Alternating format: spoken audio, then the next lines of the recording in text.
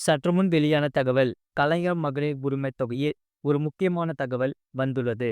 அதாவது, ration card இருந்தால் மட்டுமே இந்த திட்டத்திற்கு விண்ணப்பிக்க முடியும் என்று சொல்லப்பட்டது. அதே நேரத்தில் ரேஷன் கார்டு வைத்திருப்பவர்கள் எல்லோரும் விண்ணப்பிக்க முடியாது. உதாரணமாக, பொருளில்லா ரேஷன் கார்டு வைத்திருப்பவர்கள் விண்ணப்பிக்க முடியாது.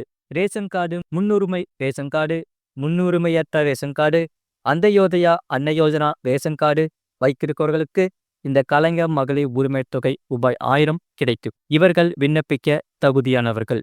அதே சமயம் தனிநபர் குடும்ப அட்டை வைத்திருப்பவர்கள் உள்ளனர்.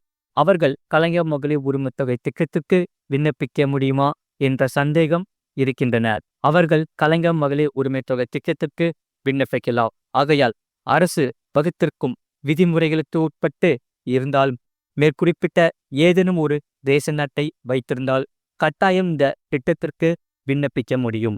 ஆகையால் இதுவரை தனிநபராக இருந்து ரேஷன் அட்டை பெறவில்லை என்றால் முதலில் தனிநபர் ரேஷன் அட்டை பெற விண்ணப்பிக்க வேண்டும். அந்த கார்டு வந்த பிறகு கலைஞர் மகளிர் உரிமைத் தொகை திட்டத்துக்கு விண்ணப்பிக்கலாம்.